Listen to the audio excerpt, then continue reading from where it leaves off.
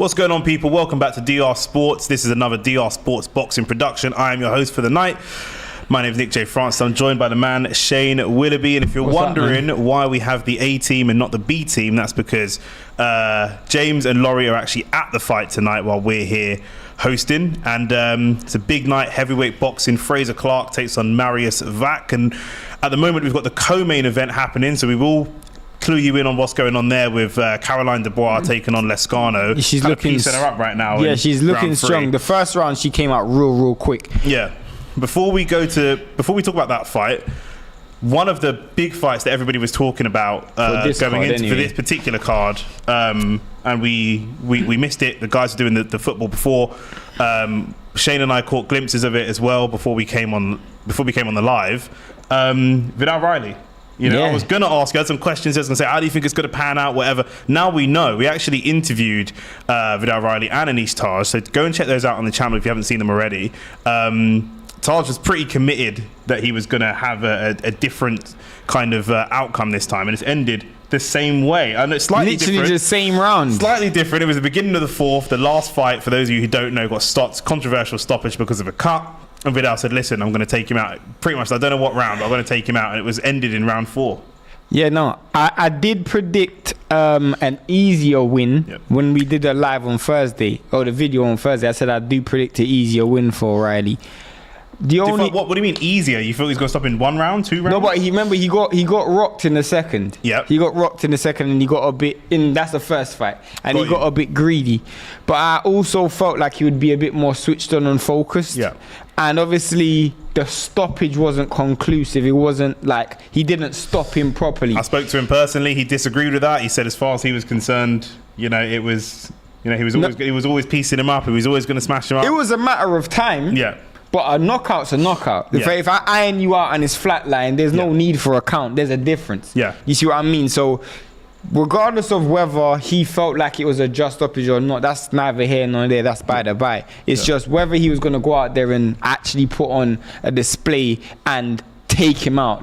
No controversy. And there is no controversy. He won conclusively. There isn't doubt or anything. 100%. We can put that to bed now. There were a couple of people at the boxing who tend to pop up at boxing shows all over the place. Richard Riakporhe was there. And one other every fight notable name that was there was Tommy Fury. Tommy Fury is somebody that Vidal Riley really wants to fight. He's told us. We asked him about that again. You can check out that interview on the channel.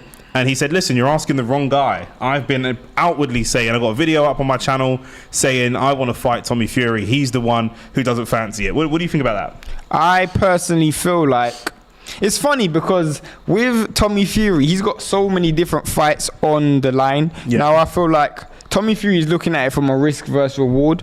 You got dropped against a YouTuber, You can go and make a KSI fight that's going to probably make double the money of Vidal Riley and half the risk. So you also got to remember that Vidal Riley is a cruiserweight, not a 185, 180. I know when Tommy Fury first came into pro ranks, he was trying to be a 175-pound light heavyweight. Yeah. I think the fight with Jake Paul was at 185, so catch weight.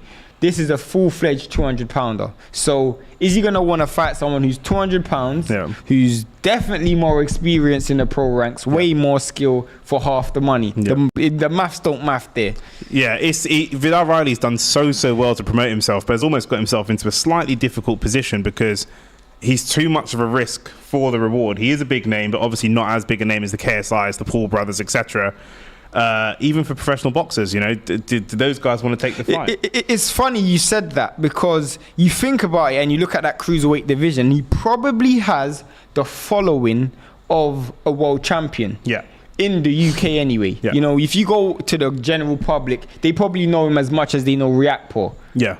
But Riakporhe, when you look at the wins that Riakporhe has at cruiserweight, Riakporhe doesn't go from fighting Glowacki, who's a former world champion, to fighting a person who hasn't even fought for a British title. Yeah. There has to be that gap. And I feel like Vidal Riley has to almost pick his fights correctly because he is a marketable guy. It's just he hasn't been in there with the guys that need to take him to that next level. Yeah, he's built his name very, very well outside of boxing. Just needs to now continue to build his name and build his resume inside of boxing to make himself a name as much in boxing as he is in social media, if that makes sense. They have to catch up. Obviously, it's because of the KSI affiliation. You know, he's always had that like tie because he used to train KSI, and KSI's got such a big following. But I feel like he needs that fight. You know, when Okolie had that fight with Chamberlain, you know, those kind of a breakout fight. Yeah, like where it's a lot about the build-up. You know, you don't know who's going to win. And I know that's why he's going after Tommy Fury, but let's be a bit realistic. He's not going to be able to get that fight. He needs to get someone who's probably going to be a bit of a talker. Yeah. He's probably a bit of a name to the general public, but not going to threaten him in terms of actually beat him. Yeah. I think that's what he probably needs. We have a couple of comments I'll come to in a second. Before we do, and keep your comments coming in, please like the video as well. Going into round 5 or 6, I think it could be round 6 in the Dubois fight, and Caroline Dubois is just absolutely tearing this girl to pieces. Yeah, she's tearing her. I don't want to, round 5 it is. I don't want to keep saying that because James says it, and I don't want to take anything from James. But her head movement looks really good, pretty active, and this Lezcano is just really struggling to live with her activity, even just her general athleticism. But it looks like on the Sky scorecard, it's 4-0. So far.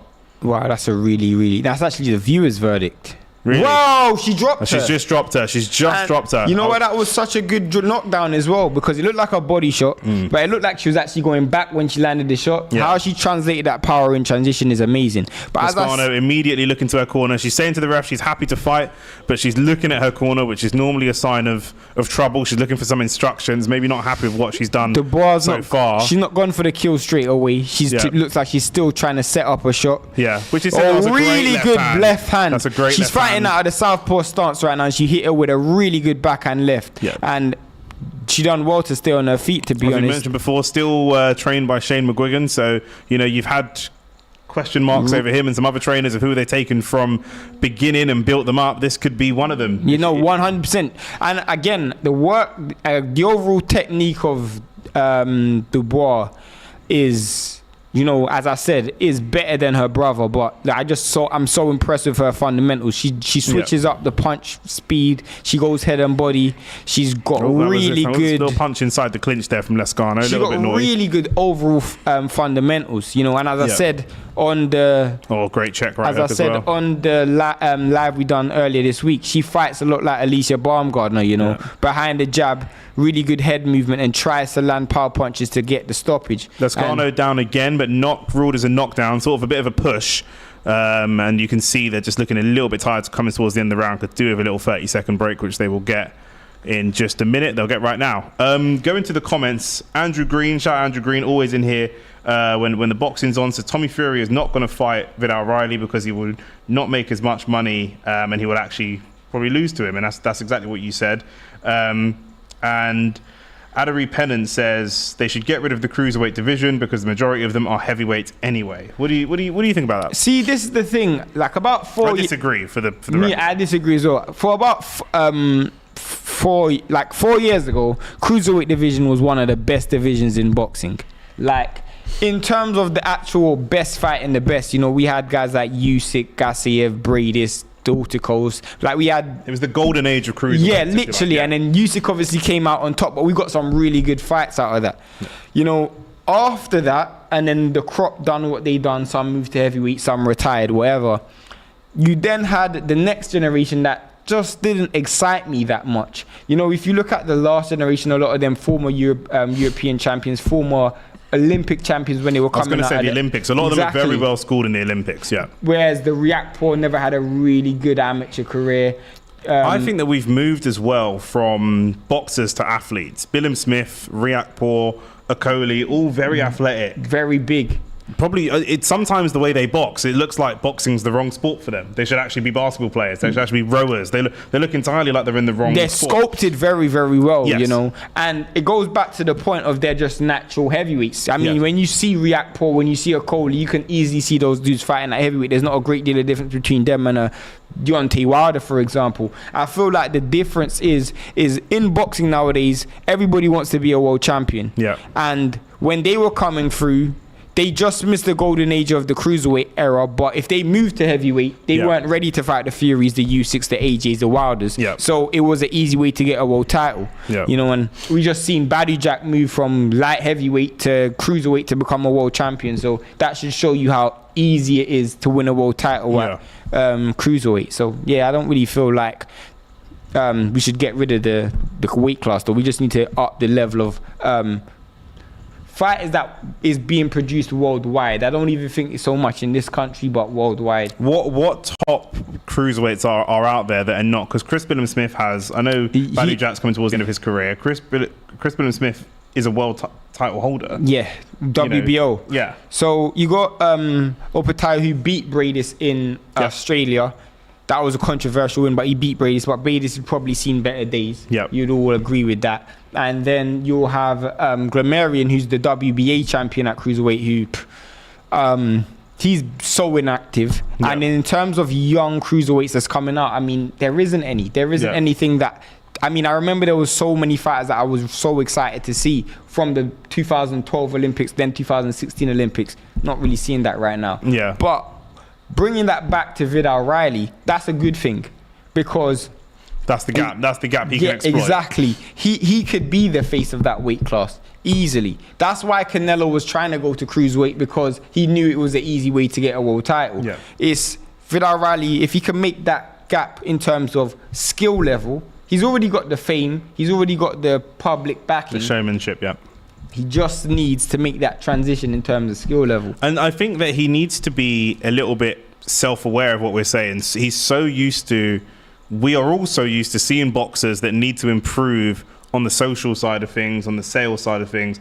And I don't want him to get so roped up in the sales side of things that he neglects the training and the development of the boxing side of things. I mean, because that can really happen. Well, I sell tickets, I sell this, I sell that. And, you know, that's all that can... That's all you bring to the table. Do you know, that's not the case right now, by the way, Vidal. Don't hit me. I'm just saying that is a hazard as he goes into these bigger fights. It's almost like a shoe shining sport, and the reason why I say that, I mean, on the surface it looks really shining, it looks really nice, but inside there's no substance. And that's what we don't want for Vidal O'Reilly, you know. But I do feel like, because he's seeing the Lawrence Okoli, because he's seeing the Riakporhe, the mistakes that those fighters make in terms of the in-ring mistakes, he can then say, okay, I'm going to mold my career this way in terms of the fights that I take. He does also already seem like a better fundamental boxer than some of those guys. Definitely in some ways, but then Riakporhe's got the equalizer in power. Yeah, of course, So that's the difference. I mean, I see Riakporhe. If you look at Riakporhe's actual resume, who I actually think is the best fighter at cruiserweight for the UK.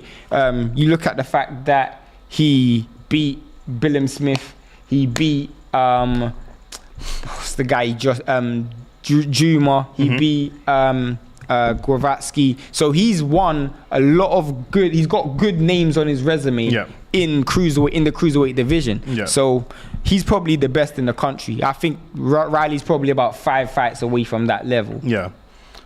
Zane said, thanks for the comment, Zane. He said cruiserweight is a good platform for fighters to go into heavyweight, and that's obviously what it's always been used as. But last 30 seconds of round 7 now. Caroline Dubois still working away at this girl, and fair play to her for not getting knocked down again. Remember, this is only an 8-round fight for the women's boxing, and Lozcano she looks pretty tired. She's throwing 1s and 2s, not really throwing many combinations, which you'd expect at this type of weight class. I also think Caroline Dubois is also tiring as well. And this is what I want to say is, for those who don't know, women's boxing is only 2-minute rounds, and there's a big campaign right now for women to fight 3-minute rounds. But I think when you look at the fact that there isn't a lot of knockouts scored in women's boxing, especially at these weight classes, that would bring it down even more.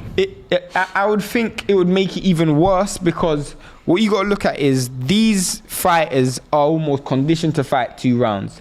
And because they don't really get much knockouts, the punch output's higher.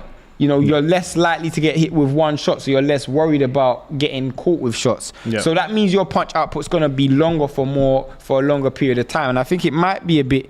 I don't know, I could be wrong. I want to know what other people think. But I feel like 2-minute rounds is almost just about right.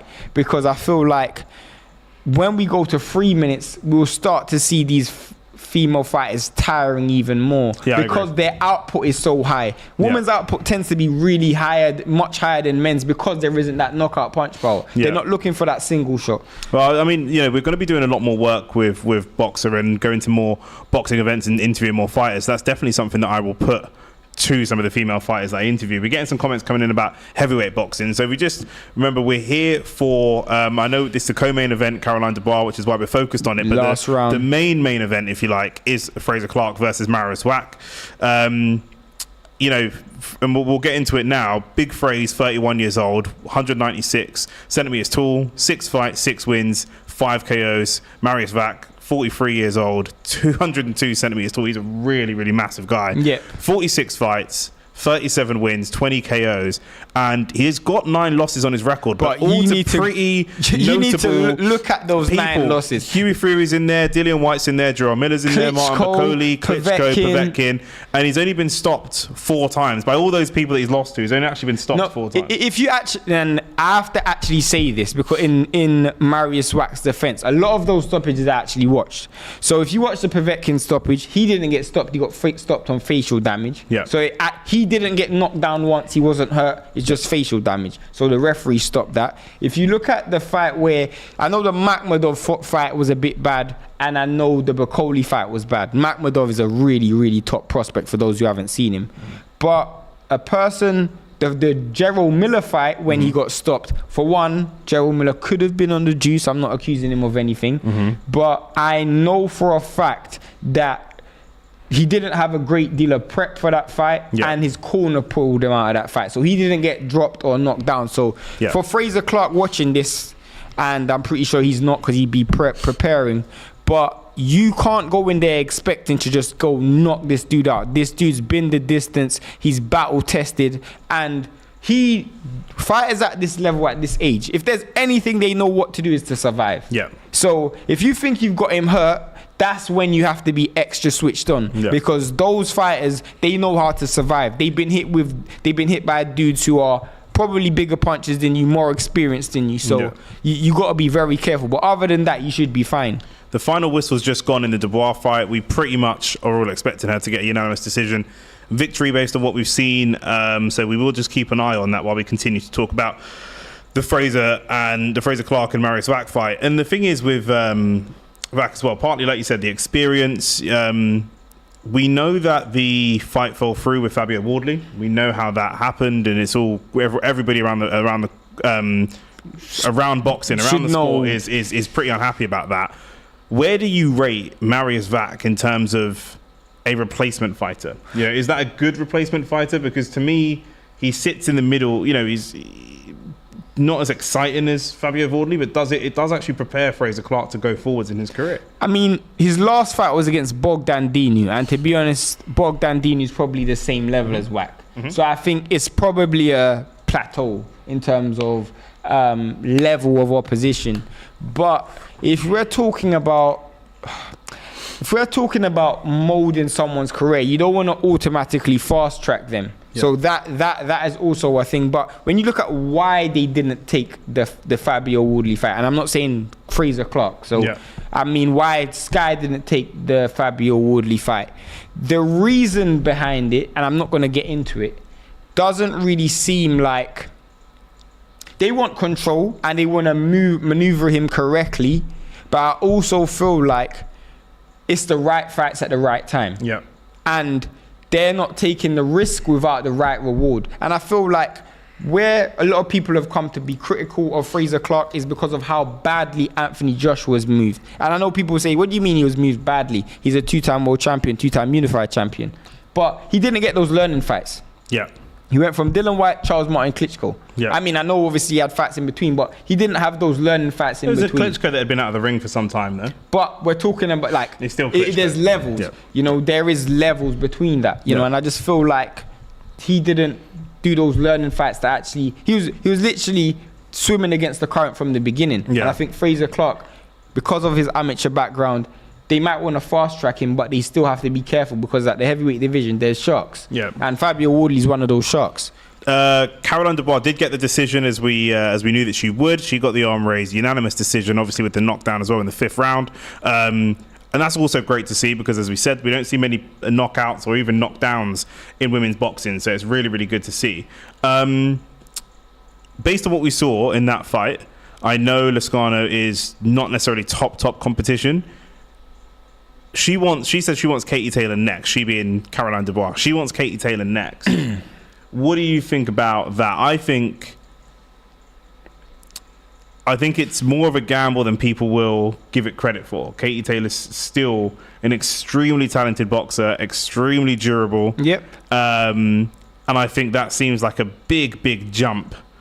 It's a massive jump. In terms of quality. It's a massive jump. I'm not sure, I'm not sure about that just yet. I think maybe 1 or 2 fights and bridge that gap before. But I really rate the ambition. She's 22 years old and going for it. But you know what it is like? When a big shark like Katie Taylor gets beaten, those little sharks, they smell blood. 100%. They want it. And they look at Katie Taylor right now as food. Yeah. And for those people who don't know, like, being exposed in boxing is different than any other sport. Yeah. When that veil is lifted, when that undefeated that prestigious leaves your record, automatically you become human to many people, and especially your opponents. Yeah.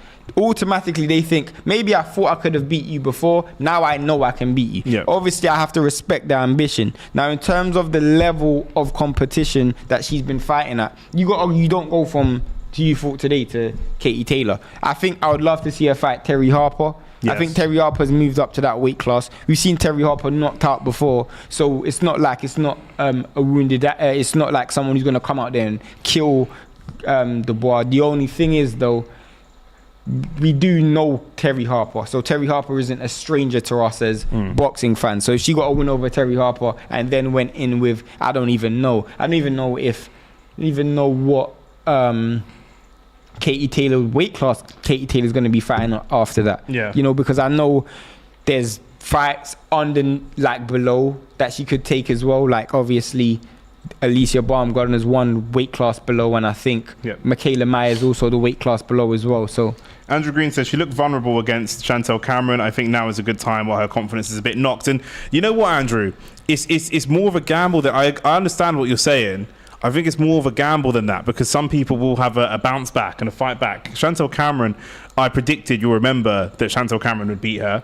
And Chantel Cameron had all the physical advantages. Yeah. I think that Caroline Dubois has a lot of physical advantages over her as well in terms of youth and durability and pace and power. Yeah, many things. But that boxing experience, that moving around the ring, that footwork, that punch placement, I think Katie Taylor still has that over Dubois. Do you know what the issue is? Katie Taylor is such a messy fighter. Yes. That it's going to be someone like Caroline Dubois. She likes to fight clean. She likes to pick her punches.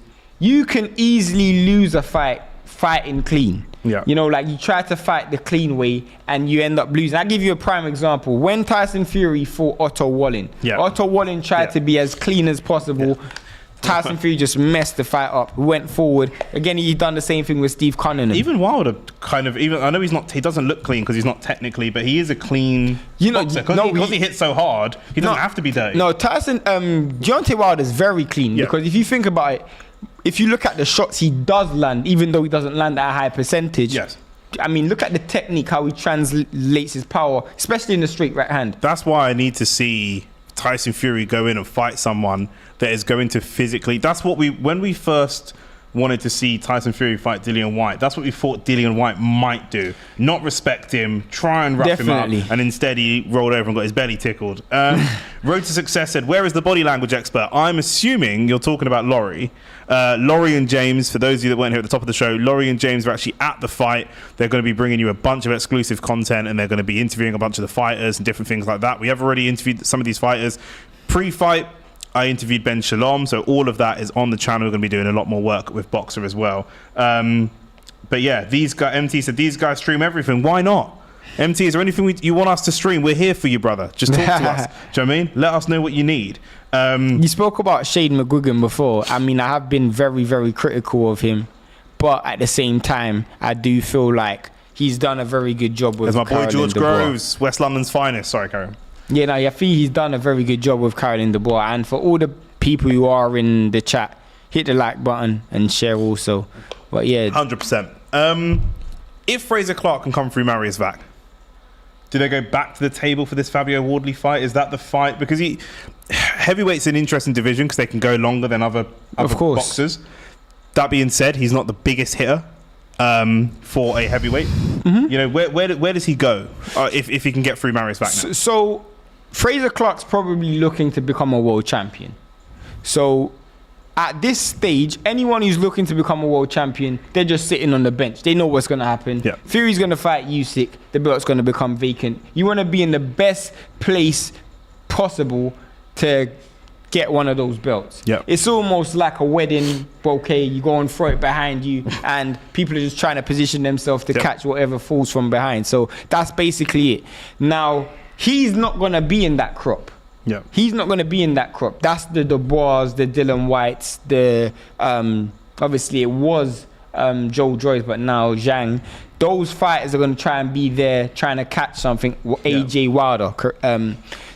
But with him, I feel like this is a perfect opportunity to actually start picking up some wins that get you some notoriety within the UK. Yeah. So Fabio Wardley would probably be the first fight. Because as I said on when we done the show, I feel like the fact that the fight didn't happen, for one, it allows the fight to marinate. Actually builds it a bit and more.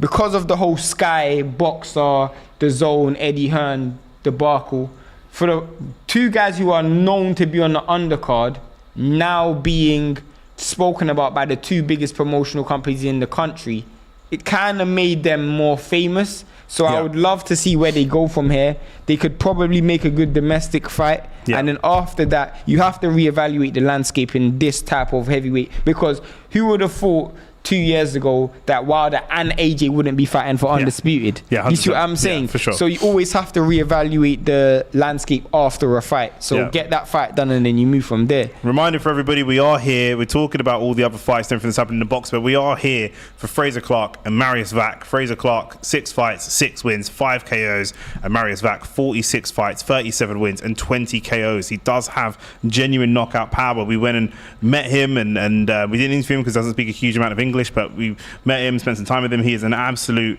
giant of a man. So for me, I feel like we're going to see a big knockout tonight. What do you think? Do you think that it's going to be more technical than that? I feel like you're going to go, it's points and rounds. No, I more feel like if Frazer Clarke does get the stoppage, it's going to be more of a wear down, corner throws in the towel type thing. Yeah. He has to make sure he doesn't go in there and let his emotions get ahead of him, because I know he is pretty frustrated and he wants to go out there and put on a show. But that's a really good point. He has to make sure he doesn't get it. Because I remember when Mariusz Wach fought Dylan White in Saudi Arabia, and Dylan White came in there, no prep, way overweight, and he actually turned that into one of the fights of the night. It was so exciting. Dylan White almost got dropped. Wach almost got dropped. Like, they were just trading level. And for the fans, it's entertaining. But I don't think Frazer Clarke, wants a fight like that. No, 100%. What do you think about Frazer Clarke versus Manuel Charr? See, this is the thing with Manuel Charr for me. I think Manuel Charr, for those who don't know, Manuel Charr is, this guy's been around the block so much. Not more than Mariusz Wach? Not more than Mariusz Wach. But I seen Manuel Charr get knocked out by a cruiserweight in Bradis. Knocked out clean. I've never seen that by Mariusz Wach. So for me, I don't want to see Manuel Charr. After Fabio Wardley, I don't even know, because there's also David Adelaide out there, which I wouldn't mind seeing.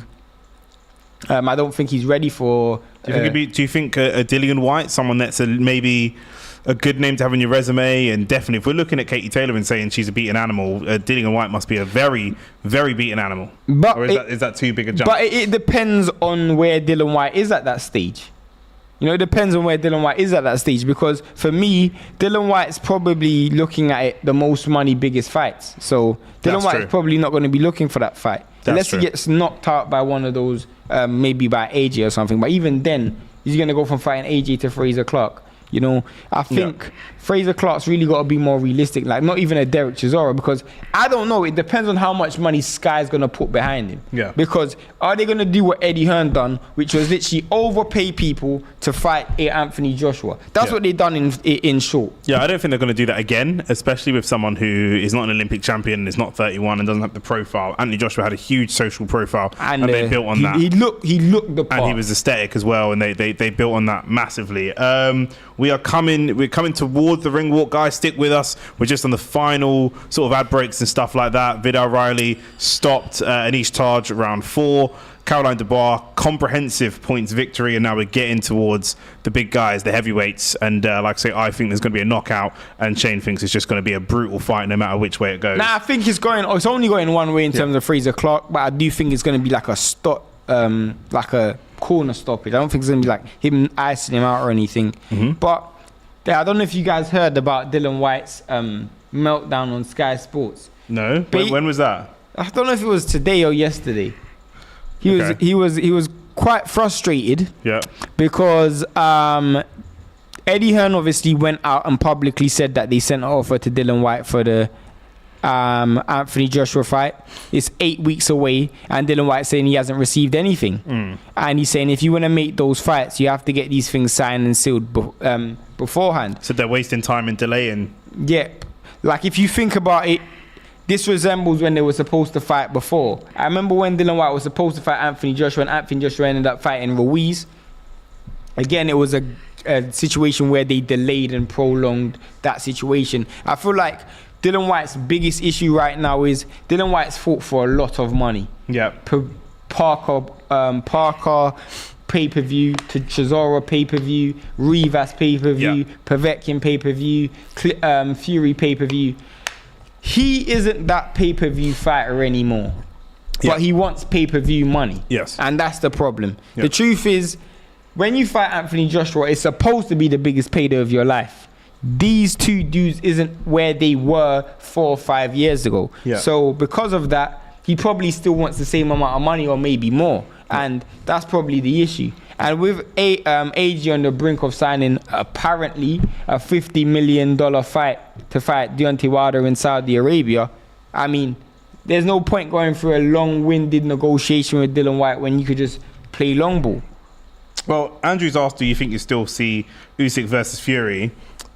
I think you have to see it. I just don't know, man. I have so little faith in Tyson Fury to deliver us the big fights. It's almost like Tyson doesn't like to be told what to do. But then where does he go from here? That's my issue. Well, there was talk the other day he's shameless. There's talk the other day of him fighting some like low-level Australian fighter. It's like he doesn't like to get told what to do. If he comes out of retirement and comes off of his mental health issues and stuff and goes and has big fights off his own steam, that seems much more likely than people telling him to go and fight. No, that's a fact. Do you know what I mean? Like, and it's like once you start telling him what to do, he doesn't like it. I don't know. Maybe it's just me. I like him as a boxer, but as a person, I just can't trust anything that he says. And I know you can't trust anything any of these people say, but for Tyson Fury specifically, you just really never know. I think what makes it worse is the fact that Usyk went and signed that deal with Saudi Arabia. Now, people say that makes it better because there's more money on the table. I disagree, because Tyson Fury wants to be the face of this fight. Yeah. If Usyk signs a deal, they might try and make it Usyk Fury. I don't know. Fury seems like a very egotistical guy where 100%. these things will matter to him. But I do think the fight happens because I don't think Tyson Fury's got anywhere else to go. But they're announcing both fighters now, Mariusz Wach and Frazer Clarke. I don't know. Mariusz Wach's got obviously a particular hairstyle that I'm not familiar with.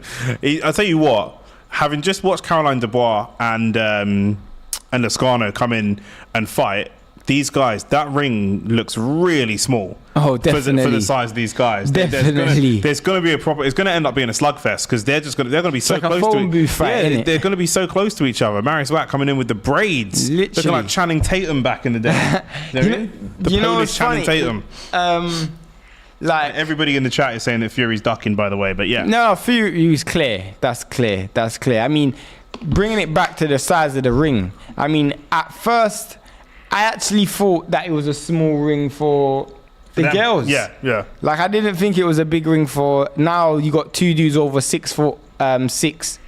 I think Mariusz Wach 6'9". He is, yeah. Well, it's 202 centimeters, so whatever that is in feet. And what? He's about 270, 280. They're two really big dudes. And what did Frazer Clarke weigh in yesterday? 245. Yep.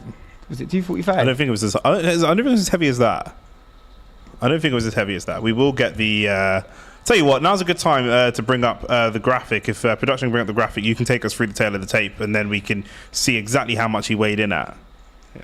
Oh yeah, so you got obviously 31 years old Clarke versus 43-year-old Wach, but let's be honest, he's got about 12 years his junior, but the level of fights and competition is just way superior. 6 fights to 45, 6 wins to 36. Again, a perfect record for Frazer Clarke.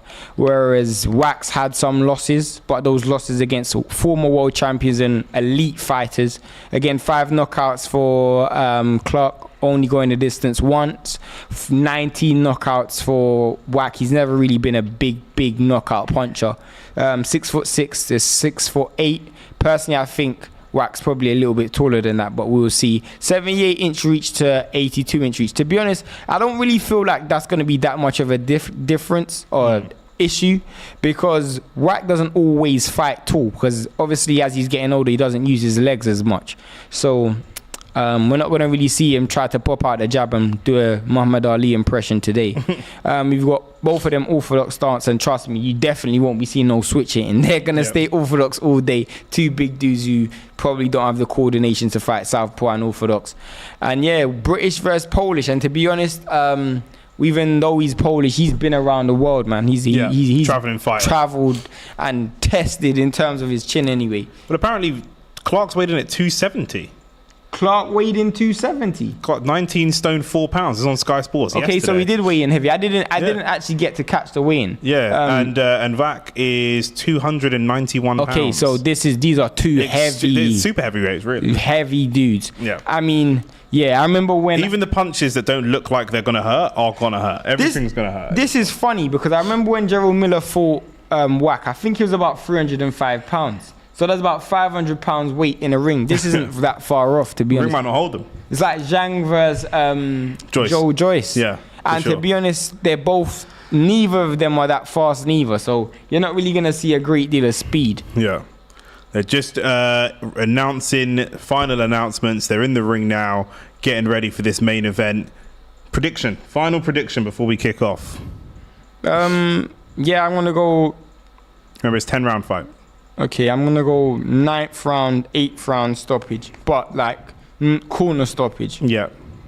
I think final round stoppage. I think that it'll be tough. I think it'll actually be quite competitive. And I think going into that final round, I think Frazer will weigh him down. And going into that final round, he's going to really put it all on him and try and take him out. I think he's just so durable. And the guys that have really stopped him conclusively, I think, hit a lot harder than Frazer Clarke does. Definitely. Like Martin Bakole, for example. So it's going to take a lot of, wearing him down. And I think my message to Frazer Clarke as well is, don't worry too much about the knockout, which we said. I know we've both predicted a stoppage and a knockout, but Andrew Green says Frazer Clarke on points unanimous decision. I think that's the sensible one. I think our predictions are a little bit hopeful for sure, but I do think that he has to not worry. When we talk about that Wardley situation weighing on him, we're talking about maybe trying to overperform, maybe trying to oversell himself, and he needs to just fight his fight, This is the thing, because when he didn't take the fight, all eyes are on him now. You got to go out there and put on a performance. Because what you can't afford is you duck the fight and then I'm not going to say he ducked the fight, sorry. You don't take the fight because of your management issues, and then you don't put on a good performance. That might be a bit... Yeah. It's not going to go down well with the public. Yeah, I remember when Fury obliterated Wilder, second fight. Yeah. People saying AJ's got to really show, and us, no, definitely not. Yeah. That's how you're getting yourself in trouble. I mean, even a better example was when Wilder obliterated Brazil, and then AJ tried to do the same thing to Ruiz, and then he ended up getting knocked out. I think that might be the one I'm thinking of, but exactly that. So we're just teeing off now. First bell. Both of them kind of stepping forwards and holding the center of the ring. And you're right. You ain't going to see much back foot movement. And you're right. Straight away, it is telephone boxing. They're in there just teeing off and just working on each other's speed and jabbing away at each other. And I say Wach has a very, very good jab. And I guess you don't survive this long in the sport of boxing without a good jab. Yeah, and what Frazer Clarke's going to have to understand is he's going to have to create his openings. Yeah. Because with someone like Wach, they're just going to hold their feet. They're not going to run. Yeah. So when someone's holding their feet and just standing behind the high guard, it's really, really hard to get a stoppage. Well, he's managing to push him back here a little bit. He's pushed him back a couple of times now, Frazer Clarke. And again, we just have to we just have to make sure, he has to make sure rather, that he just doesn't get too greedy. Of course. It doesn't, it's going to take a long, long time. Even because he's big, could be a little bit clumsy on his feet. You might catch him off balance. He might stumble. Don't think that you've got him hurt. Don't think you've got him rocked. Just keep chipping away nice and slow, especially in these early rounds. You know what doesn't help Frazer Clarke as well? Fabio Woodley always gets these eye-catching knockouts. Yeah. So that doesn't help neither. Yeah. But if he can just, literally needs to put that to the back of his mind and just try and really get some rounds in. And try and work off the back of a very experienced veteran. And he hit him with a good shot. Right hand. I think that was more of a stumble, though. I don't think he actually rocked him. Yeah. Again, but it's just he's picking the right times of when to impose himself. It's just a really good, sensible fight. Trying to throw some feints in. Wach's not really falling for it. And he's in someone like this with this experience. He's not really going to. He's not really going to. You're not going to rope him in. I've seen him throw about 2 body shots, and Wach's just literally not responded to it. He's gone to the body again. So I just want to see him do that more often, and not just with the backhand right, but with your lead left as well. Yeah. Like you got caught with a good right hand there. Yeah. That's another thing we haven't seen from... Another right hand from Wach. From Frazer Clarke is how good is his chin, because he will get chin checked against Woodley. That's one thing we definitely do know. Yeah. Backing up into the ropes now, Wach, and everything. And just starting to tee off on him, and that's what we're talking about now. Wach misjudged the distance of that punch and got around the back of his ear, but that was getting a little bit greedy there. Of course, but everything's ending with that right hook to the body, Yeah. Again...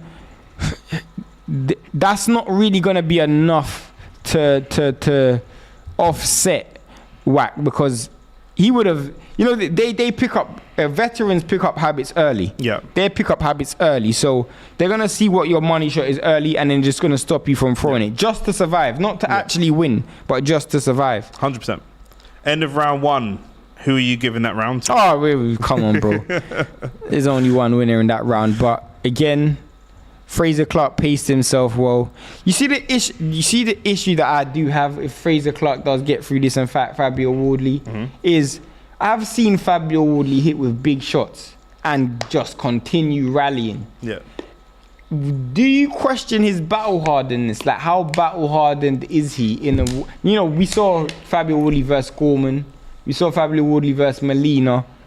I have to say, I met Frazer Clarke a couple of days ago, spoke to him.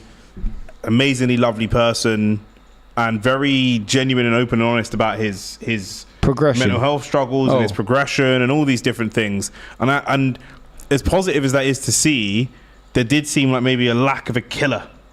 Do you know what I mean? You weren't seeing that same type of killer that you saw in maybe an earlier Dillian Whyte, or like you say, like you maybe see in Fabio Woodley. But again, look at Usyk, unified champion. He doesn't have the killer instinct neither. That's what I was going to say, yeah. But so maybe he is more of one of these boxing guys. Really good shot hand over the top. Great right hand there. Great 1-2 actually. Definitely. From Clarke. I think Clarke is going to be. He's more of a boxer than just an outright killer. But if that's the case, I hope that's what he becomes, because we saw with Anthony Joshua, he's had identity crisis for the last 5 fights. Yeah. He doesn't know what style he wants to go with. Yeah. So I don't want that for Frazer Clarke, But I think what's great about Frazer Clarke versus Anthony Joshua is that Anthony Joshua, he was making so much money already. Heard that took over his development as a person. Oh, 100%. You know what I mean? Whereas with Frazer, he's done a lot of the hard work himself. He's a well schooled amateur boxer. Great 1-2 again. Teeing off on Wach pretty well, pretty comfortably, timing it just right. He stopped going to the body. Yeah, but he feels like he's got him. He feels like he can land the 1-2 at will. So why bother? Do you mean? I think the last 2 or 3 1-2s, he's landed those right hands. When he stops landing them, he'll go back to the body again and reset. Yeah, we wasn't seeing much from Wach, but he did just land a good jab. I mean, both of them are working behind the high guard. I know Wach's trying to find a way just to slip and slide and almost regain and reset his stance. Yeah. Because every time he slips a shot, you know, he has to reset because he doesn't have the coordination to just throw from his off-balance position. Obviously, he's about 300 pounds. So, but to what you were saying about Frazer Clarke and not being the knockout puncher that Wardley is, I think what Clarke needs, he doesn't need it in this fight. Maybe he needs it against Wardley, maybe he needs it against somebody else. But what he actually needs is to get hurt. He needs the famous AJ round 5 against Klitschko, the being dropped and getting off the canvas. Whether he gets dropped or not, he might not need to get dropped, but he needs to get hurt. You know, he needs to get caught. You find out a lot of stuff about yourself. And then you can find out a little bit about yourself and really push yourself. You know, because that's going to be a real shock for him that first time it happens. T-Bliss in the chat, keep the comments coming and please do like the video. T-Bliss saying Wach looking rough. Frazer going to break him down steadily. I have to agree with that. Definitely. And Mariusz has the world's biggest chin. Holy moly. He got caught with a good left hand there, though, Wach. And I've rarely seen Clarke throw any lead left hooks, and he threw one there. The Nisibuzu that put that comment about his chin, I'm telling you, I met the guy. I'm about 5'8", 180 pounds myself. I met this guy 2-3 days ago, and Mariusz Wach, and he is absolutely ginormous. Honestly, he's huge. Really good shot over the top. He might be one of the biggest men I've ever seen in my life. I mean, I haven't seen him personally, but I saw David Price once. In fact, I've seen David Price twice. Yeah. And David Price was real tall as well. Seen Robert Helenius. I think Robert Helenius is about similar height as well. But Robert Helenius isn't big like that. You know what I mean? Like he's more slender. It's another round for Frazer Clarke, and this is going to have to be how he boxes and pick his moments to start chipping people away. And I think your point about Usyk was really interesting. He can be like, I know Usyk is a heavyweight, but when I say the heavyweight Usyk, he's not going to be that light on his feet, but he's got quick. Maybe an Andy Ruiz style more than an Usyk. Yeah, he's going to plant his feet. He's got quick hands. But I think Andy Ruiz, he's got a bit more punch output, so he's obviously going to be a bit more active. I think when you look at someone like in terms of Clarke finding his identity still, because I know he's a well-schooled boxer, I know he's 31, but in the pro ranks he's still finding that identity. That would be the place for me, rather than we need you to go and be a great knockout artist. I'd be like a little bit more punch output and maybe model yourself off of an Andy Ruiz. Of course, but I mean, he could be a better example would have been someone like Vitaly Klitschko. Vitaly Klitschko and Vladimir Klitschko, they bored their way through an era of boxing. But let's be honest, they're one of the greatest heavyweights of all time. Yeah. So, I mean, Frazer Clarke could definitely be that. And let's be honest, if he was to beat a Fabio Wardley boxing, I mean, I hope he would have better head movement than what he's showing. Just got caught with 3 jabs in a row by Mariusz Wach, and they were very slow, so that's not a good sign. I think to his credit, you're not expecting Wach, great right hand, you're not expecting Wach to throw 3 punches in a row at all. So when he threw the first one, he was just expecting him to sort of stop.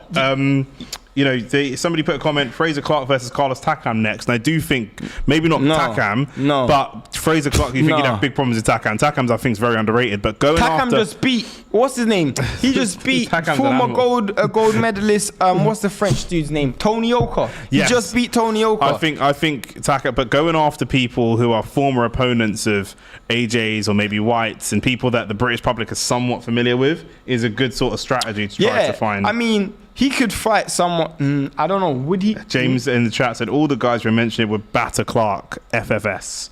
What guy was that? I'm not sure, James. Let us know which guys. We're just pondering right now, James. Great right hand from Clarke again. We're brainstorming. Who you could put him in there with, and I don't think would be that bad. I mean, you could put him in there with a Charles Wach catches him with a right hand. Could you not put him in there with a Charles Martin? He should be beating Charles Martin. You should be beating Charles Martin, in my opinion. You should be beat. Charles Martin's been knocked out a few times. He should be beating Charles Martin, in my opinion.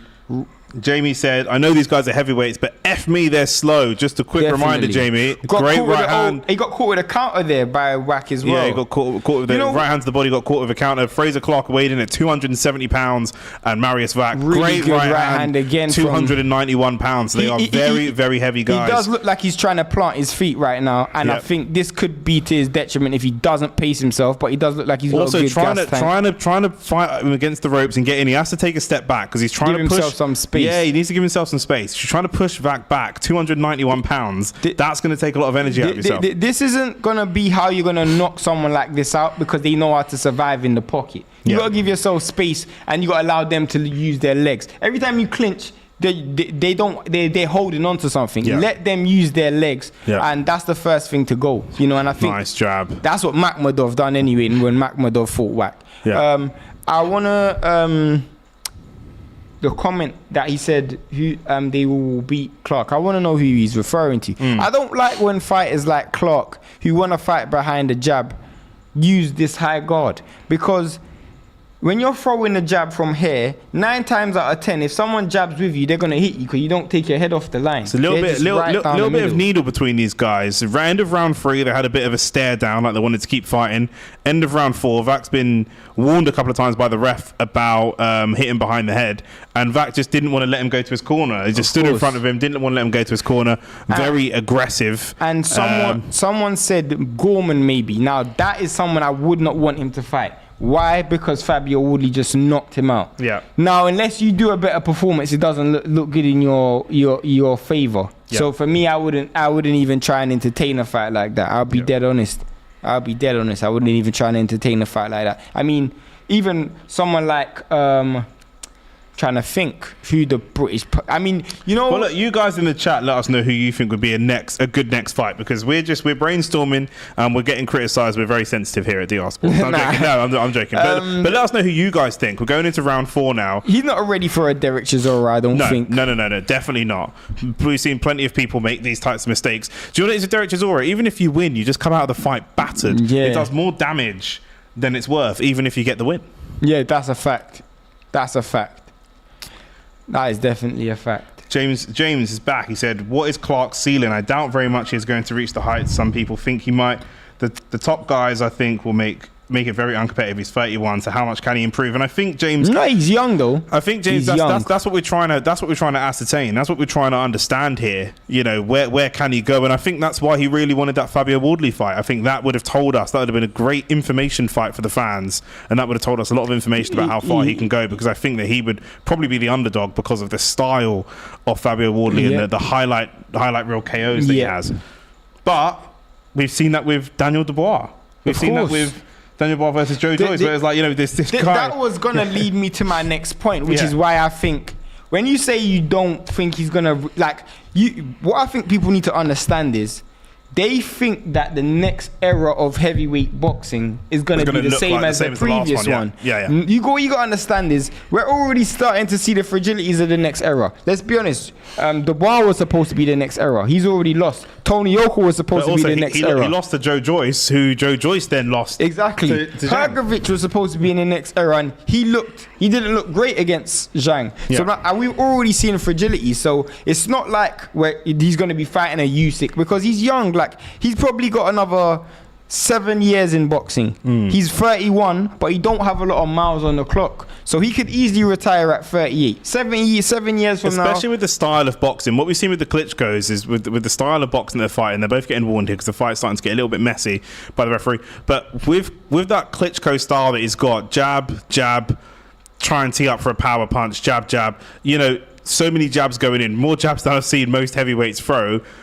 That style allows you to, so long as he's defensively responsible, as Laurie would say, that style allows you to fight for quite a long time. You know, someone like an AJ, he gets miles taken off the clock every fight. Why I wouldn't want him fighting someone like a Carlos Takam is because Carlos Takam, he's going to be underneath you, swerving and trying to get in. And when he's in, he's going to throw more punches than you. So you can easily get outworked by an opponent like that if you don't hurt them. You got to get their respect early. I think with Clarke's style as well, and it's off the back of what you said about Carlos Takam, he is going to struggle against anyone who is an elite athlete. He will do well when you put him in there with big guys that want to hit great right hand. Right up off to the back Mariusz of a Wach. combination as well. Off the back of a combination I don't like as well. the style that he's fighting, though. I will be honest. He's got to give himself some space. Yeah, he's trying to get in close with Wach.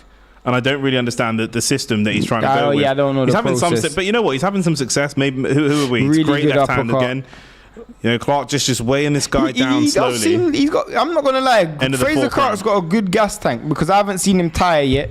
You know, almost halfway through the fight, and every round to Clarke so far. I'm not even going to hear any debate about it. I'm not even going to ask you because it should be every round to Clarke. Yes. But yeah, you know, with someone like Clarke, what is his ceiling? That's what we're trying to figure out. You know, he needs that next. He needs that fight. Right now, you know, the only person from that younger crop that I can probably put my house home on it that's probably going to be a future world champion is Jared Anderson. He's the only one I've seen that I look at and I go, yeah, that's a future world champion right there. And all the other guys are like fringe level. Yeah, but that could be great. That could be great when you have an era of guys that are not all very amazing. You just recycle belts. There's just belts going all over the place, and that could be great. You know, Filip Hrgovic on his day. We have a lot of on his day fighters on his day. Do you know what I mean? You know, and it's going to be whoever's consistent enough to pull it through is going to be the one who. And it's going to be styles. There's going to be a lot of different styles. The styles are going to make the fights. That's why. That's why that fight with Wardley again, I keep coming back to it. That's why it's going to be so fascinating because they do have two slightly different styles. But I am quite, you know, when I say styles. I'm impressed with what Clarke's done so far, he's done the best he possibly could with the opponent that's in front of him. Really Another good great right hand. Another great right hand. You know, I don't know. You know, Wach has just got such an amazing chin, but this is some of the best work that I've seen done to him, other than really elite fighters. But you know what? Because Frazer Clarke isn't sustaining his attacks, he'll land a really good shot and then initiate a clinch. You know, you'd want to see him throw shots off the back of it. Yeah, for sure. James said, would Dillian Whyte beat him? I think it's a 50-50 fight. For example, Dillian is a talented guy, but even he was never top level. I get you, though. It's hard to tell. Seems like they're all fringe level. And I think, James, like Shane said before, the problem is just from the practicalities of boxing, Frazer Clarke himself doesn't generate enough money to get Dillian Whyte to come out of bed and fight him. Really good shot. Neither of them are big, you know, Dillian Whyte's a big name, but that fight won't sell with Dillian Whyte as the headline because people don't know Frazer Clarke enough. So it's a really awkward one, and you just don't know. If I'm a promoter, I don't know what Dillian turns up. If it's the Dillian that fought against Tyson Fury, then Clarke probably wins. But if it's a different Dillian, you know... I really want to see Dillian Whyte's next fight. Because that will give me an indication of what does he have left? Yeah. Because for me, you can say, okay, he fought an elite fighter in Tyson Fury, and he fought Jermaine Franklin, who ended up turning out to be better than we thought he was. So, you know, Jermaine Franklin could be an interesting fight for Frazer Clarke. Yeah, nah, I think that could be an interesting fight. I think Frazer Clarke will lose to Jermaine Franklin. I think so too. Wait, listen. I'm lying. I don't know. That's what I said. It'd be an interesting. They're both heavyweights that don't hit super hard and are boxing. They're both technical boxing heavyweights. There's different levels. Is there a gap between Wach and Frazer Clarke? Wach and a great right hand Jermaine again. Franklin. Another great right hand. What does this guy eat for breakfast, Wach? He just does not see that when he gets hit, it rocks his jaw and he just comes straight back. It doesn't even seem to bother him. It's insane. To be fair, some people in chat saying that he's not even British level or maybe British level. When we spoke to him a couple of days ago, he said that's what his target is. He's not looking at world titles right now. He's looking at British titles. Well, he knows he's got to fight. Personally, I'll keep it real, yeah. All of them who's saying he's not British level, he beats the crap out of Daniel Adelaide. I'll tell you that for free. David Adelaide, sorry. Yeah, I know you meant. Yeah, bro, I do not think David Adelaide is that great of a fighter. So he beats the crap out of Adelaide. I'll probably bet on that. Wach just caught him with a good shot, and we just see Frazer Clarke take a step back there, but I don't know. Was he hurt? It's good timing. Good timing for the bell to come in just at that moment, to be fair. But Whyte versus Frazer Clarke. I think you just want to see what Whyte's left. I don't know what Whyte's left. I mean, if the Whyte that fought Parker and Rivas, does that White still even exist? The White that fought Povetkin in a rematch, like, does that White still exist? You get the feeling that if that Dillian White still existed, he'd go and fight Martin McCauley. Do you know what I mean? With no qualms. But even because of the image that he's built up, even watching him to and fro about fighting someone, you think that's true. He's not the same guy. Because the old school Dillian White's fighting everybody, even people that are better than him. He don't care. Facts. Because he didn't really have to fight the guys he did fight. That's what Daniel's just said. Daniel in the chat, thanks for the comment. Good point, but White is all talk nowadays. Ain't got the same bite he used to. Feels like he's just paper checks now. Exactly. I couldn't have said it better. Yeah. You know, but I do want to see his next fight. I can't lie. I want to see what version of Dillian White we see, because White versus Jarrell Miller would be fireworks. I still want to see AJ fight. Actually, do I? Yeah, why not? I still want to see AJ fight Jarrell Miller as well. I don't even know if Jarrell Miller's off the juice though. Yeah, I know, but I still fight I would want to see. He's still such an entertaining guy. But it is what it is. Into round 6 now, 30 seconds into round 6. I've still got it Frazer Clarke every single round. And like I say, it's not a technical boxing clinic, but it's as good a performance as you can put on with the opponent that's in front of him, right? And I think he's starting to get a bit messy. You know? Yeah. I think it's starting to get a bit messy. I think Frazer Clarke, he's definitely thrown away all his body attack. He just landed a body shot, but he's definitely thrown most of his body attacks away. There's one there.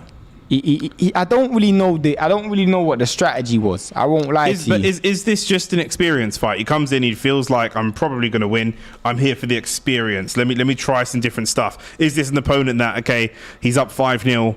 He's probably not going to get knocked out himself. Actually, let me try some stuff. If I can hold off a guy who's 291 pounds, if I can break down someone this durable, actually, you know, I'm finding my style. I mean, you do that at your own detriment. That's the only thing. Because as I said, because of that Fabio Wardley, situation, he's always going to be compared to Fabio Wardley. When you're seeing Fabio Wardley, I think who was his last fight against Jerry Forrest?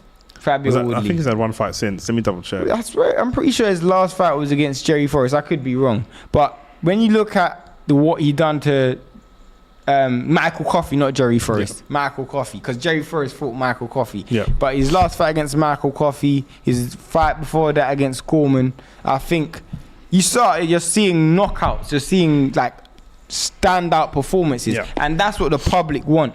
And at this stage, public perception is everything. Another big right hand. That time didn't set up, leaned back, launched straight into a straight right. Everything that he's doing is from a punching perspective is very, very good. But what he's doing with his body position and trying to get into this sort of wrestling match, I don't understand that. I don't really know the game plan behind that. Yeah, ref's got to tidy this up a little bit, because it's getting a little bit excessive. We're not quite in Lawrence Okoli territory, but it's getting a little bit excessive. Definitely not. But I think he's done very well across, you know, coming towards the end of the 6th round. I think he's done pretty well.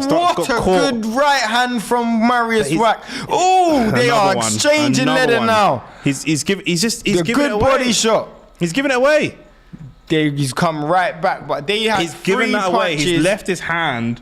He's left his left hand on Mariusz Wach's head for about 10 seconds. And then he got hit with a 2-piece, literally. Mariusz Wach is absolutely shattered, it looks like. Shattered, but he landed a good 2-piece there. Clarke has done that to himself right there. Still his round, but he's opened himself up to some trouble there. Doesn't need to do it. Yeah, I mean, those are the bad habits that you can have in fights like this. Is it a... who do we look at? Devin Haney. Is it a concentration issue? No. Is he trying something different? Or is it? I don't really like to use Devin Haney as an example, because I feel like with Devin Haney is slightly different.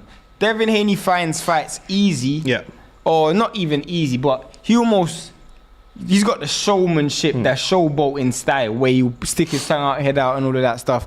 You don't really see that from Frazer Clarke. I think it's more of the fact that I think it leans more towards him trying something different in search of a knockout. James in the chat said Clarke gets caught, lads. I've seen him do it. He gets caught with silly shots. Yeah, this is what he does. He can't afford to do that. Especially this, you know, he's got to tighten that up if he wants to start moving up the ranks, especially when he's looking at Dillian White, Fabio Wardley. Wardley's going to be that test for him because if you're defensively not sound, he's going to chin check you, and you've got to pass that test. It's important that he gets hit with those shots. Great right hand. Shot. Great right hand. Nice and close. And he's got some success when he's fighting close, but he just has to take a step back. Good body shot again. Yeah. Disguise that well as well. Everything is behind the jab. Now, I don't want to sound too much like a broken record. You'd love to see him fight with like a different coach, wouldn't you? Like, I mean, I don't really know. Here we go again. I mean, I'm just being honest. Like, I'm just not a massive fan of. I mean, I do think he does have good fundamentals, but looking at recently, the technical ability is there. But some of the game plans from the coaches is just very strange. Wach teeing off on him. Just teeing off. First time he's thrown a flurry. And he did say in the build-up, Mariusz Wach, that when the fight got changed from 8th round to the 10th round, that's actually going to benefit him. But what is Clarke's intentions? Because for that whole entire time, he just sat on Wach's chest and just allowed him to tee off on him. Yeah, he keeps turning the back of his head. He's pushing his head into Wach's he's shoulder. Definitely trying to tire Wach and go against his youth. I mean, like, he's trying to make it a youthful fight, Yeah.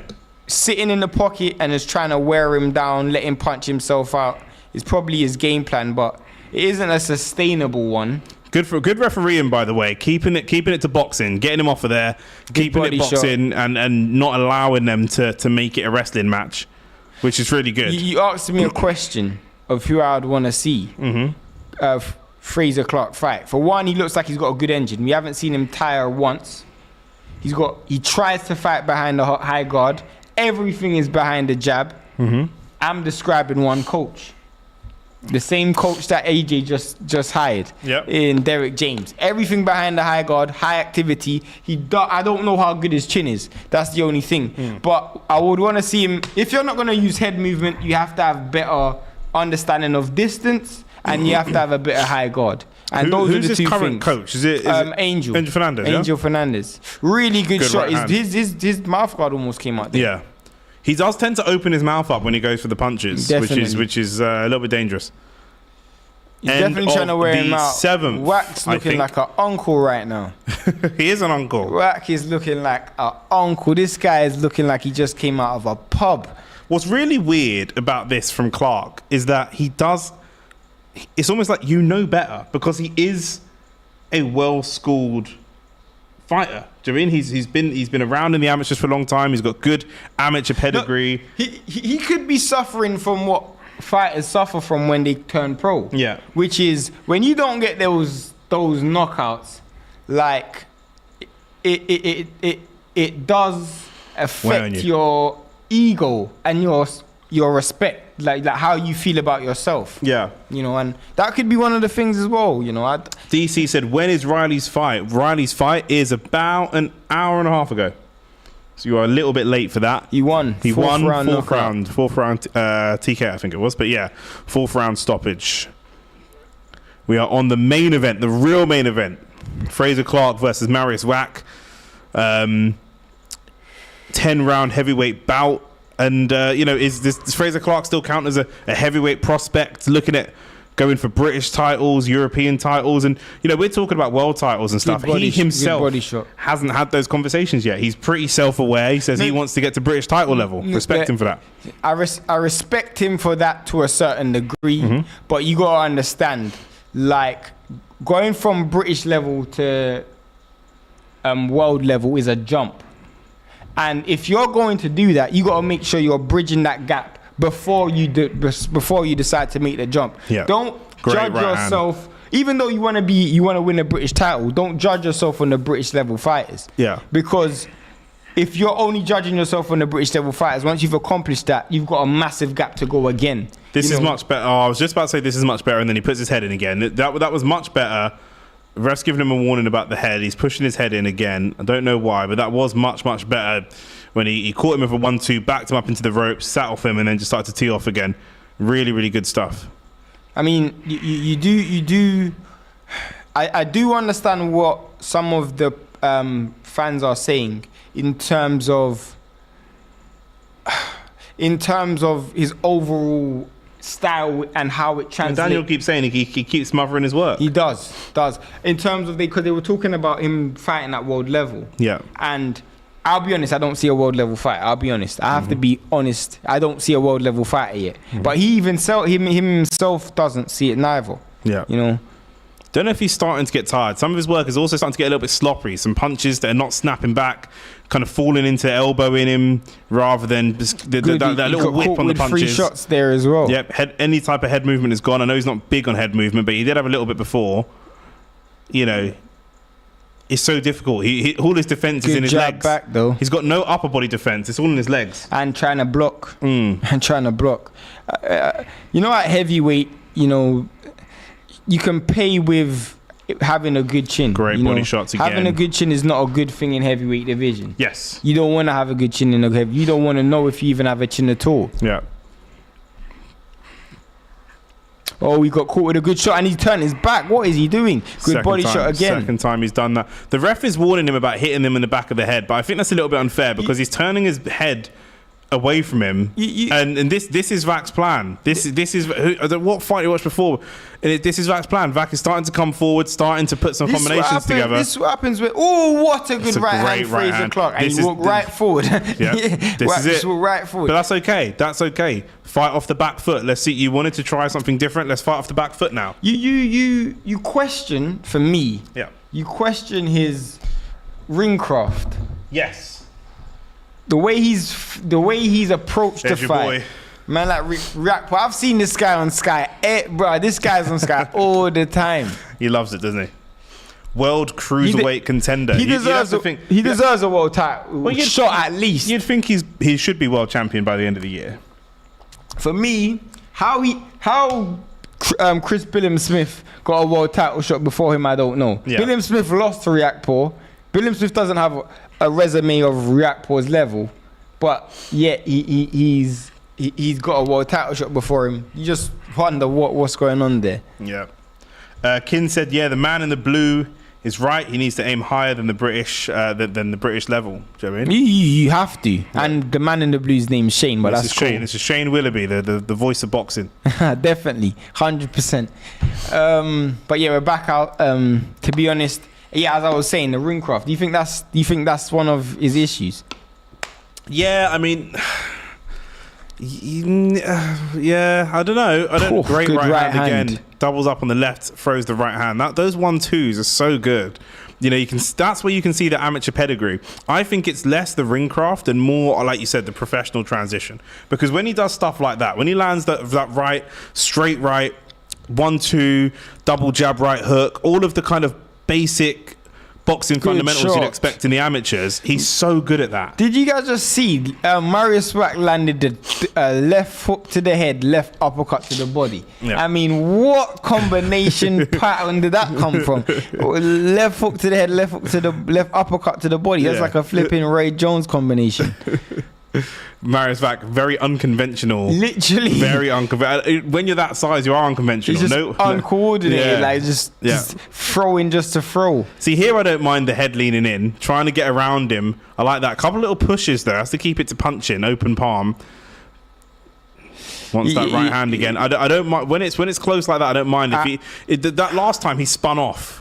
You know, he's kind of spun off, but great right combination. And you smother your work. Great combination. You smother your work. That's what I'm saying. That's unnecessary. Good right hand, and then you just fall in. Did he start smothering, do you think, after he got caught with that right hand from Wach and he started to realise, damn, this guy hits hard, or did he, or has he been doing it the whole fight? That wasn't the case. I just think, he's his understanding of distance isn't as great.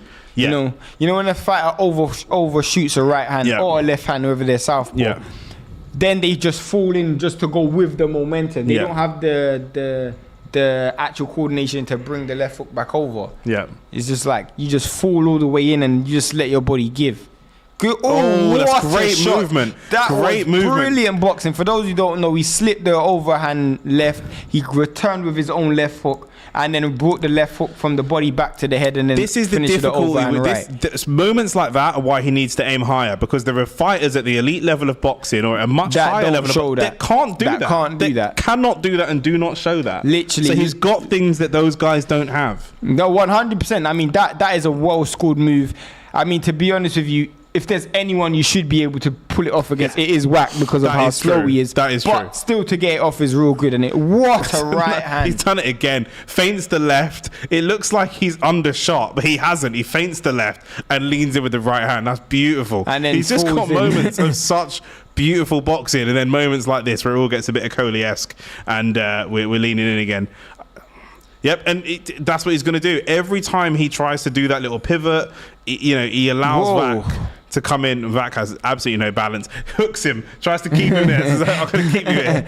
And that's the end of round 9. And it's been all Clarke all the way through. Couple of flurries here and there in the last couple of rounds for Mariusz Wach. Wach went the distance, though, and I don't know how good that looks for Frazer Clarke. I don't think it looks that bad. I still think 6 rounds, 6 fights, 5 KOs. For me, he needs rounds. I know that he's a professional. I know he's been around a long time in the amateurs, but I think he needs professional rounds. So I don't think it's a big problem. Even when they moved it from 8 to 10 and Mariusz Wach said, but I thought, you know what? Actually, rounds is what this guy needs. Exactly because of the things that we're seeing. Undershooting punches, overshooting punches, not quite getting his distance. He needs that. I would have just, if that was the case, I would have just loved him sticking to the clean boxing all the way through. Yes, I agree. If that's your style and you don't mind going the rounds, then I wouldn't have wanted to see all of that messiness that he's doing, because it's uncalled for. I don't know who's commentating on the fight. We do have, obviously we've got it on mute because we're streaming, but whoever's doing the commentary just said, look, just give us 3 rounds, we're reading on the subtitles, give us 3 rounds of jabs. Give us 3 rounds of basic jabs. Let's not get into all the other messy stuff. Just bivol style. 100%. Just bivol style your way through the fight. Yeah, 100%. If that's your style, that's your style, Don't try and become... What a right hand again. He just landed some real good right hands, but Wach is not going down. It's just not happening. It's just not happening. Yeah. Now, James, you're right. It's not going to go 12 rounds. I'm just saying, this is...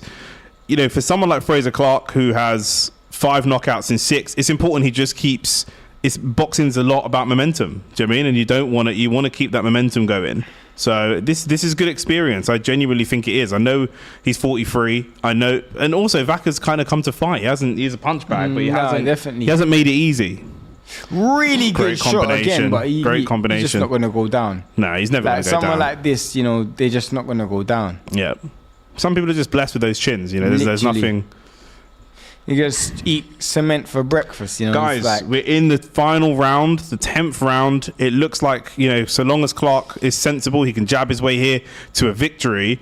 We're going to talk afterwards about what's next for Clarke. Some of you were not happy about our choice of opponent for him, so please drop some choices down for us to discuss. Drop some names in the chat for who he should fight next and what sort of level he should be looking at. British, European, contenders. Does he grab a contender on the way up? What does he do? Daniel Dubois, maybe someone that's known in the UK. Nah, I don't.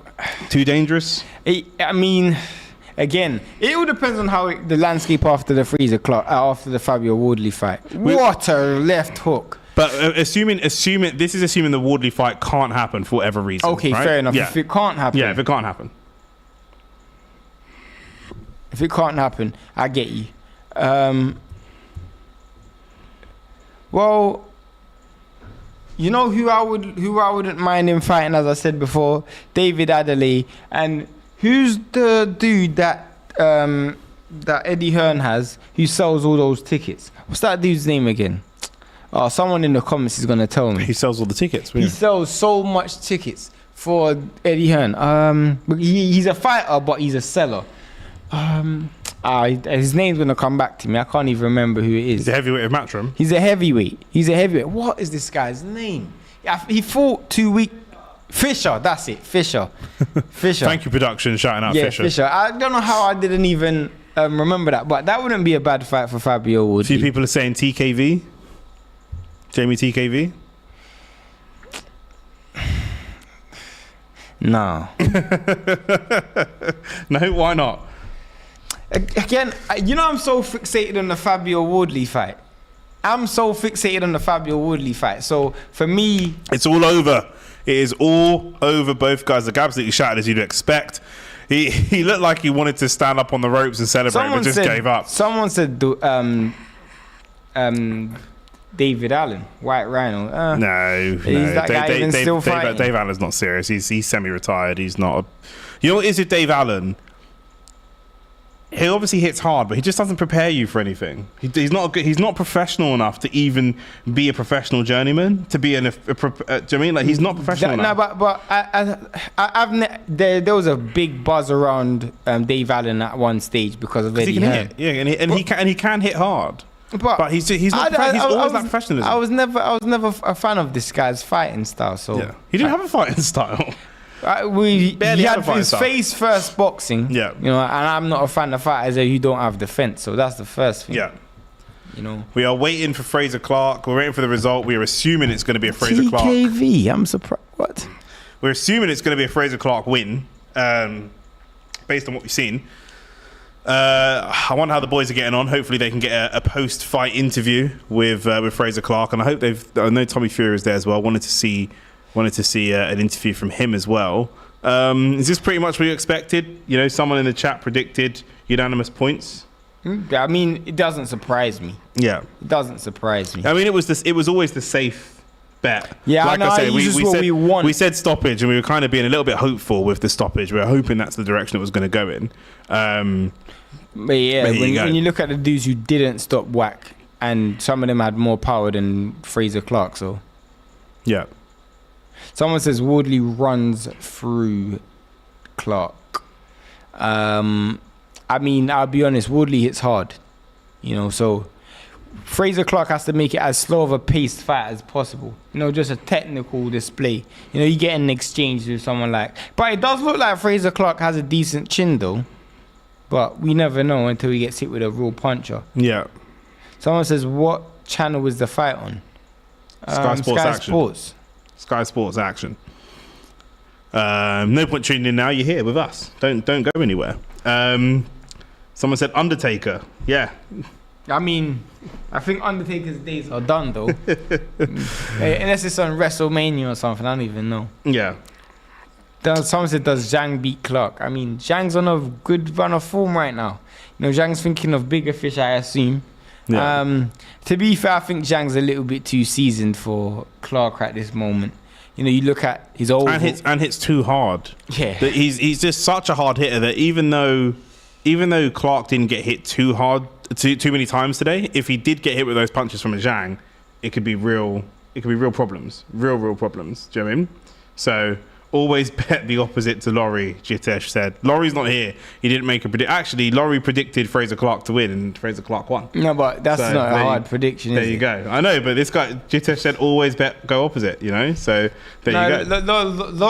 Laurie is funny because when it comes to boxing predictions, I don't even know. Sometimes he just says random weird things. That's what I'm talking about. That's what. Who's watching it on Sky right now? That's what I'm saying. Jared Anderson. He's the next heavyweight. Is he heavyweight? Yeah, heavyweight. He looks really lean, bro. That's what and he fights lean small as well. He looks like a cruiserweight. He's about 6'2". Okay, so he's kind of built like a cruiserweight. But he's not the new age tall heavyweights. But in terms of his overall fighting style, for those who haven't seen, hand movement, head skills.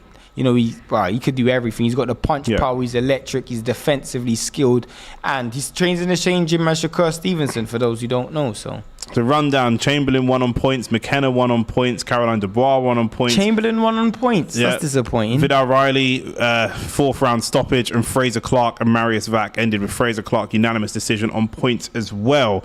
And it looks like they're gonna have to break the bank potentially if they want Frazer Clarke to move forwards. They're going to have to break the bank and try and get that Fabio Woodley fight. Definitely.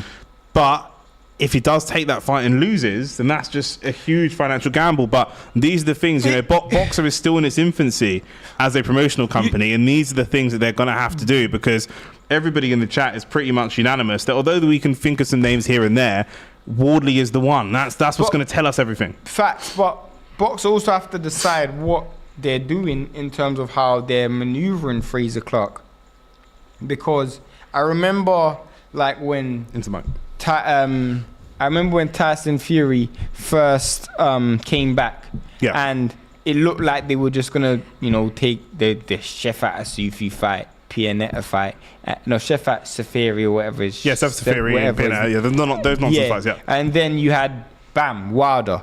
Now I don't know because Sky Sports don't have a marquee heavyweight at the moment. I know they did have Joseph Parker at one stage, and they put a lot of money behind Joseph Parker. He ended up losing to Joe Joyce. So I don't know who their marquee heavyweight is. I'm assuming Frazer Clarke's going to be that guy.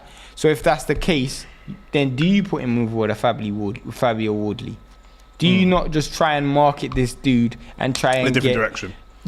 Easy fights, easy wins, and try and... That's why I think Daniel Dubois.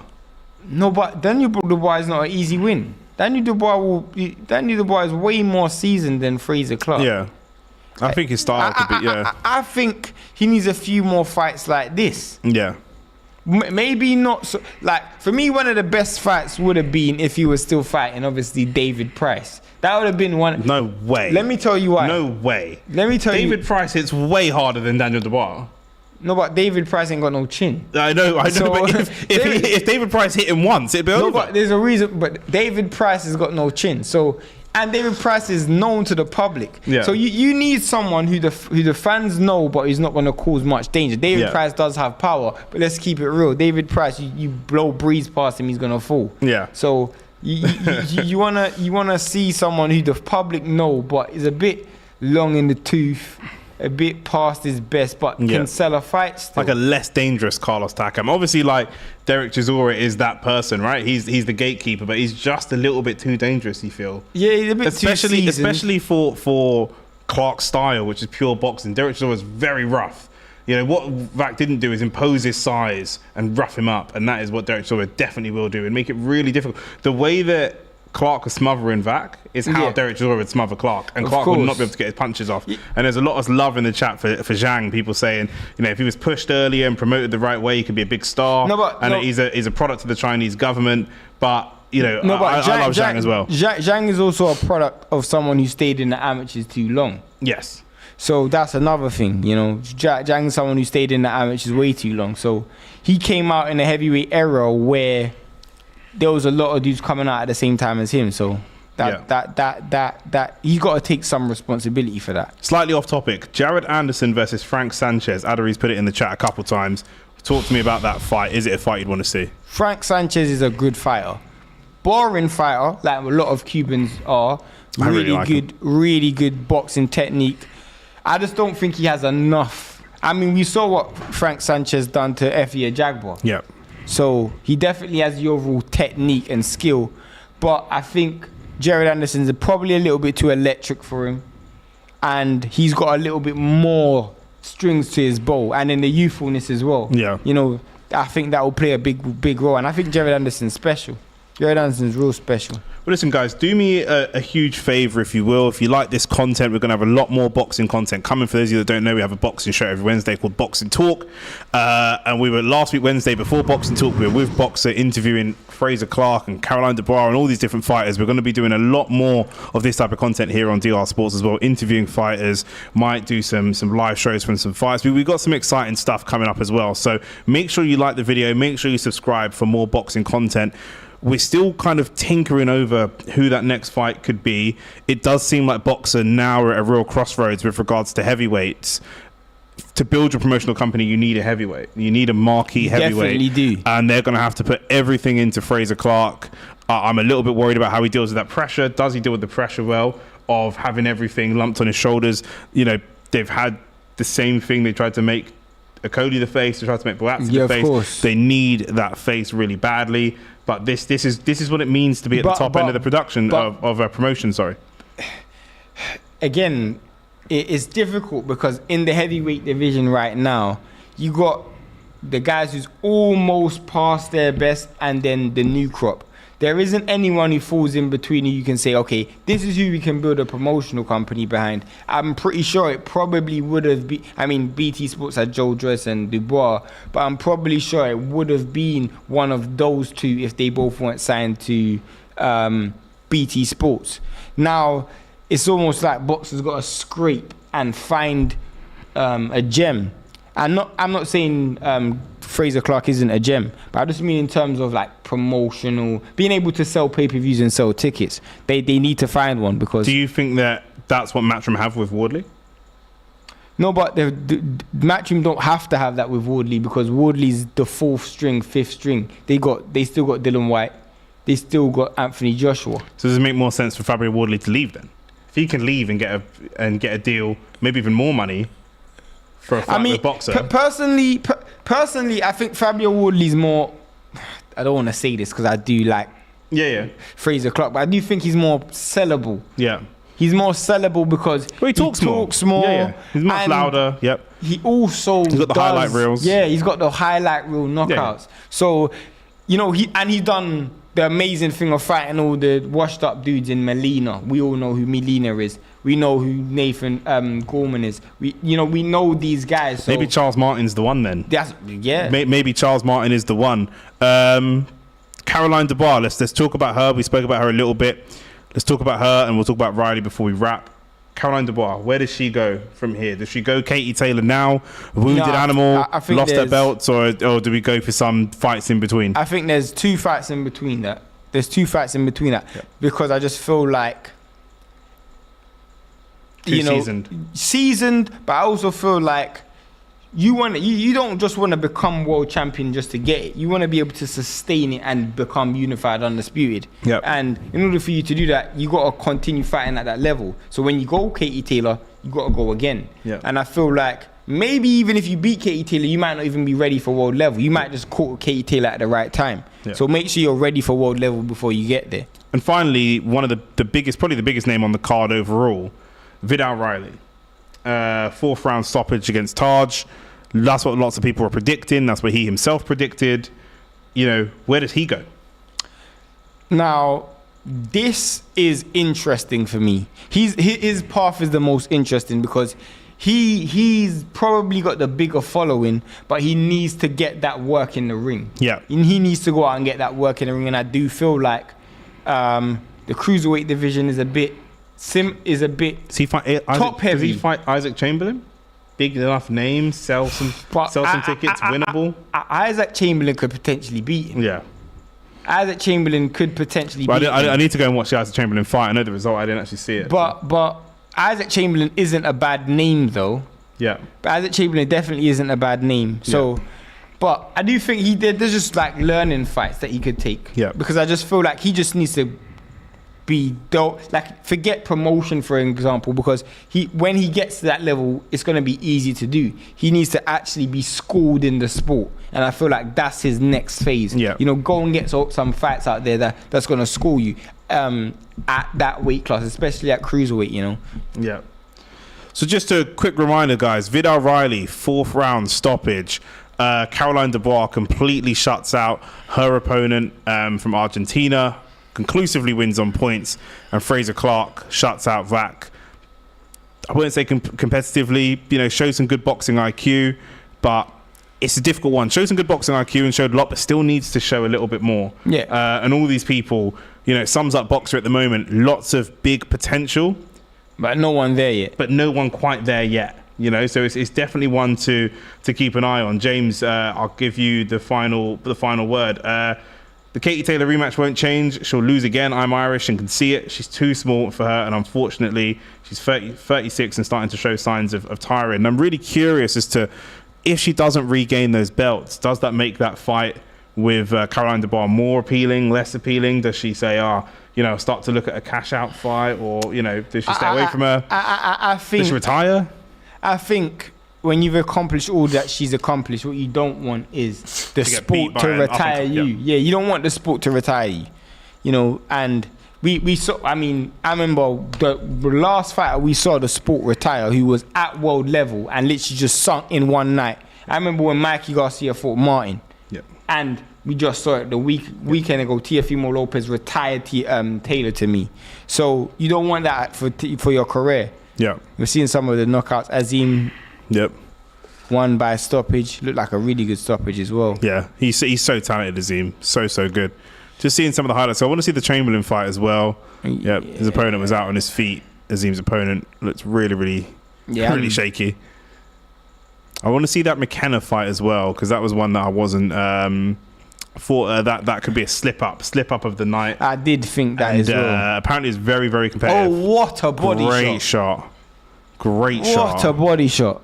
That is crippling. Yeah. That is when you can't get up Ryan Garcia. That's a great That is when shot. you can't get up Ryan Garcia. I love people going down to body shots, I'm not going to lie. Definitely. But yeah, you know, we'll have to see. We will have to see. We will be doing much more work with BOXXER. I thought I just saw James there, you know, on Did you see him? No, I'm joking. That's Savannah Marshall. They do look quite similar. No, I mean acts in the background. But yeah, listen, like and subscribe. Stay locked in. Like I say, we're going to be doing a lot more of this type of content. And let us know, you know, keep your comments coming in. Who do we want to see Frazer Clarke fight next? I think I've got a little bit more faith in him than you do, because I like pure boxers that can hit. But we need to see that fight. We need to see that. No, not even just that fight. We need to see that adversity. That's what we need to see. We need to see him come through adversity. We've seen it in the amateurs. We have yet to see it in the pros. And what's really difficult with some of these guys is they have to, when they turn pro, they want to just win everything. Of course. But they actually have to start that journey all over again. All the adversity and all the struggles they went through in the amateurs, they have to do it all over again. But listen, that's all we've got time for right now. I'm Nick J. Francis. This is Shane Willoughby. Like and subscribe. Boxing Talk on Wednesday. We will be back. Thanks for joining us, guys.